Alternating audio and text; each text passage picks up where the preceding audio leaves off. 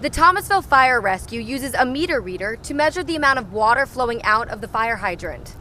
Vine can give anyone like Johns the opportunity to create their own stage right from home. And with over 40 million registered users, it's amazing that such a short clip has such a wide reach. Authorities say this building was the site of the illegal gambling operation. Its closed sign now has local business owners relieved.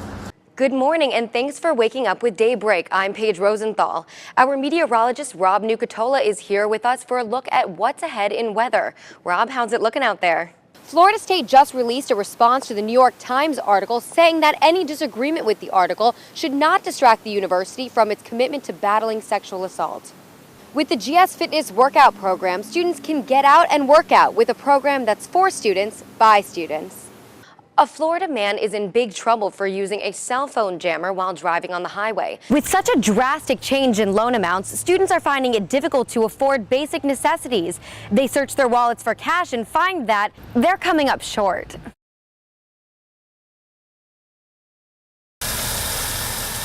This week, the Thomasville Fire Rescue is starting their fire hydrant testing throughout city limits. The testing is done at least once a year, and the department as a whole is pitching in to keep it running smoothly. We have 43 firefighters and we have 39 who are on shift work who are helping with the hydrant testing right now. The hydrants will be repainted silver, so they'll stand out to firefighters responding to a threat. But more important than the paint on the outside, officials are taking a closer look at what's on the inside. The Thomasville Fire Rescue uses a meter reader to measure the amount of water flowing out of the fire hydrant.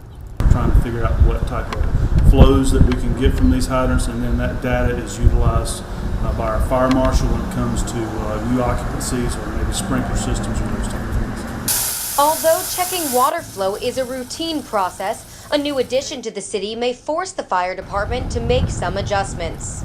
The city's got a new main that they're putting in, a water main, and this is going to change our flows next year. We've been able to identify a few leaks here and there and maybe a little bit of damage, but nothing major. When a fire blazes and the firefighters put on their gear, it's good to know that the hydrants are in working order to suppress a fire when needed. Reporting in Thomasville for WCTV Eyewitness News, I'm Paige Rosenthal. The Georgia Bureau of Investigation issued 2 search warrants on Wednesday at the Paradise Business Center on East Pine Tree Boulevard and a residence on Somerville Road in Thomasville. An undercover investigation revealed that the business center was giving cash payouts to customers for winning credits at the computer games. Emmanuel Athatakis was arrested and charged with 1 count of commercial gambling. An arrest warrant has also been issued for Manso Emmanuel Athatakis, who has not yet been arrested. Authorities say this building was the site of the illegal gambling operation. Its closed sign now has local business owners relieved. Now that they're gone, hopefully for good, I will have some peace. I can enjoy coming and running my business. Austin owns the Top Shelf liquor store in Thomasville. He says the unpleasant business next door affected his business. Well, people were hanging out under the auspices of smoking. And more hanging than smoking was going on outside, which was running off some of my customers, and it was a constant problem for me. GBI says the gambling bust is part of a crackdown to eliminate illegal gambling in Georgia. In Thomasville with WCTV Eyewitness News, I'm Paige Rosenthal.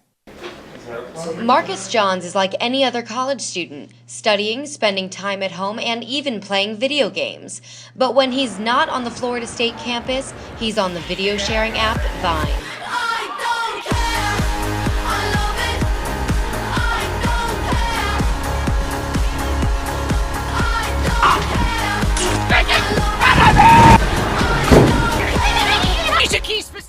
Initially, my brother said, Marcus, you should really check this app out. It'd be fun. I think you'd be good at it. Johns has reached fame from his hilarious sketches, and he is recognized for his variety and interesting concepts. Okay. I mean, it's kind of like, it's not exactly what I didn't expect him to crawl out of an icebox. So I guess it's kind of like the surprise aspect, you know? Now Johns is making Seminoles laugh. I thought it was pretty funny, yeah. Vine can give anyone like Johns the opportunity to create their own stage right from home. And with over 40 million registered users, it's amazing that such a short clip has such a wide reach. I got to do a Vine with General Electric, and they paid for me to go into a zero gravity flight, and I got to literally float. It was insane. Johns reaches out to his fans by posing for pictures, giving them a shout out, and answering Twitter questions.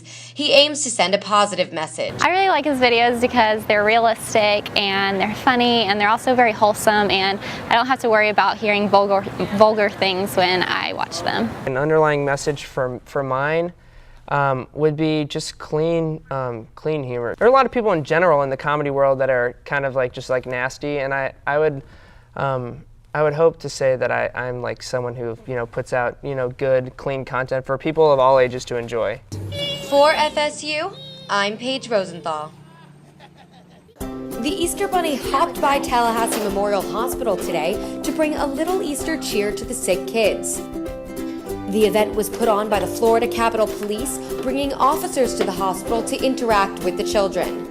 We have worked with Capitol Police before, and they're awesome. They come in and bring the Easter baskets and the bunny and just have a really good time.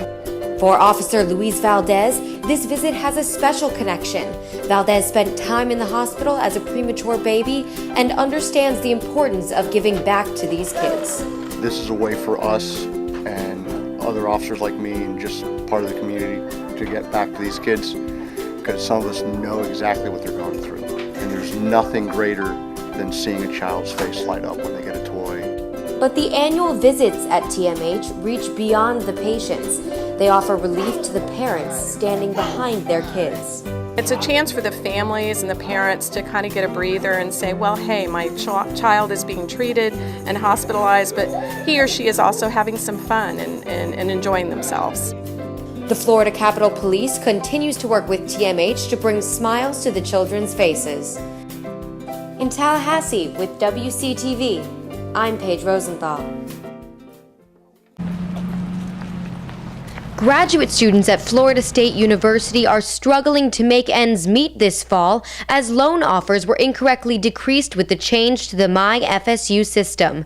Erin Bohr, a graduate student in the social work program, tells us her story. My financial aid was still listed as undergrad, so it was half the amount of what my classes were worth. Bohr immediately went to FSU's financial aid office located in University Center A to speak with a representative. I got no money. I was told I had to defer my class payments. Just want to make sure that Daryl Marshall, director of financial aid at FSU, says they're working hard to resolve the problem. Florida State University made a commitment to student services this particular academic year. There have been some glitches that we found here and there, but we have been proactively querying the files to see exactly what is going on so we can quickly identify what those issues are, resolve those, and get the money into the hands of the students as soon as possible. With such a drastic change in loan amounts, students are finding it difficult to afford basic necessities. They search their wallets for cash and find that they're coming up short. I budgeted to expect about $4,000 to assist with living expenses as well as school supplies and books, and I had to dip into my personal savings. So luckily, I have a paycheck coming in, but other than that, I don't know what I would have done. For FSU, I'm Paige Rosenthal. A body discovered at a Tallahassee motel is being called a suspicious death. TPD found the body at the Econo Lodge Motel on North Monroe Street. The motel manager tells us a guest checked into room 213 around 12:30 yesterday morning. About 8 hours later, a housekeeper discovered a broken window in the room. Then, when authorities arrived, they saw bullet holes in the door and the body of a black woman in her 40s or 50s. TPD has not released any information on the victim. Investigators are reviewing the surveillance cameras on the motel property. A towing company with Tallahassee offices and Thomasville is accused of double dipping, and 6 people are now facing fraud charges. Auto Doctor Towing Company owner Monty Ott is facing dozens of felony charges. Also arrested were Anthony Ragsdale and Tina Norman, Daniel Justice, Dwayne Dupree, and Johnny Norman. Leon County deputies say the towing company would essentially get paid twice for towing the cars of AAA customers from insurance companies. Record rainfall is causing damage and destruction all along the East Coast and Florida's Panhandle. You just saw a YouTube video of an entire street in Baltimore, Maryland collapsing, swallowing cars. Homes were also washed out. Officials say people who live in those houses may be kept out of their homes for up to 40 days.